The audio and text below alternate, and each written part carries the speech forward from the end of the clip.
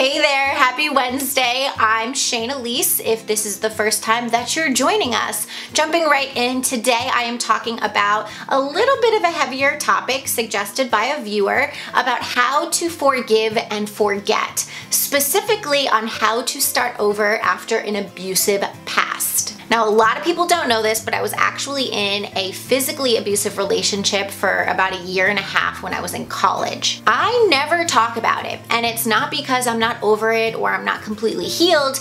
It's just that looking back, I don't even know who that person was. I don't want to say that I'm a completely different person now. I'm just much more of myself. Whereas back then, I completely lost myself and lost who I was. And for me, revisiting that time in my life holds absolutely zero purpose for me personally, I guess until now. Now, that relationship was obviously very unhealthy and was difficult to escape like any abusive relationship.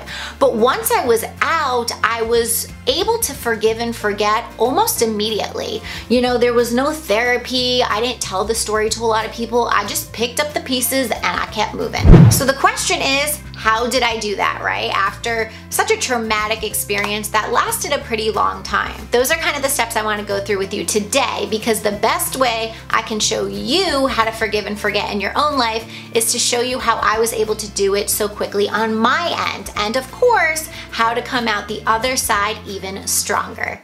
I'm Shayna, and I love sharing ways on how to better yourself and how to create a beautiful life.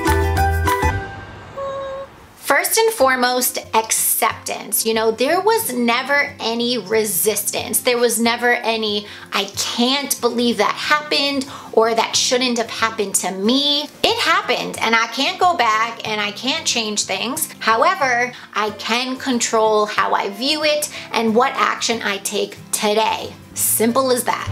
Next, responsibility. I had to own my role in the relationship, because although I wasn't the abuser, and of course I'm not making excuses for his behavior by any means, I allowed and tolerated that behavior to a certain extent. So in order to learn from the relationship, I had to own my part. I had to look in the mirror and say, wow, you know, I really need to work on my self-confidence and what I deserve in a relationship so that I'm never dealing with that BS in a relationship again. Otherwise, if it's all blame, then I remain powerless and I can't grow from it. And of course, blame and poor me is all of that victim mindset. Instead, I adopted an over it and on with it mentality. I was raised being taught to walk it off, as my dad would say. You know, when something happened, there was no crying or whining about it for hours on end. It was like you get up, you brush yourself off, and you keep on moving. Now, I'm not necessarily insensitive to what other people have gone through, but in my own experience and what I observe in other people, carrying around all that emotional weight and telling the same story for 10 years is not beneficial to your growth. I am a big believer in some tough love. You either show it to yourself or you get someone else to do it for you. Sure, go through the initial grief and the healing process. That's very important. And then get up and walk it off. It's one of the best gifts my dad could have ever given me. At the end of the day, we all have our own shit that we've gone through, right?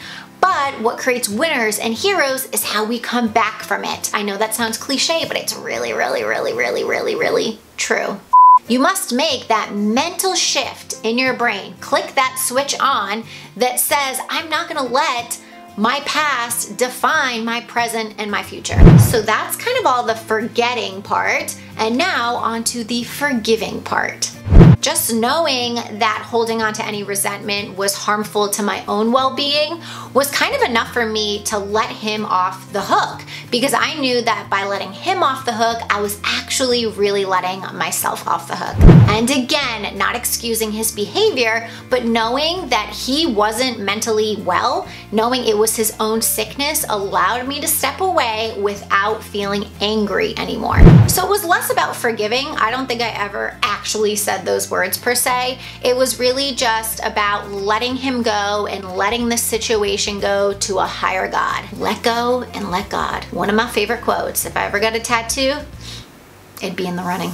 It was a part of my past, and instead of dwelling on it and feeling angry about it, I was just glad to be alive. I mean, really, right? I was just grateful to, get the chance to reinvent myself and my life and prove, not to him, but to myself and the world, that I wasn't this young, naive, weak, fragile girl, and instead one strong, empowered woman. Right? All in all, I consciously made the decision to refuse to allow my ex-boyfriend and a negative situation that happened in the past define me and my future. Why would I ever give him more power? If anything, I was gonna grow from it and be better because of it, right?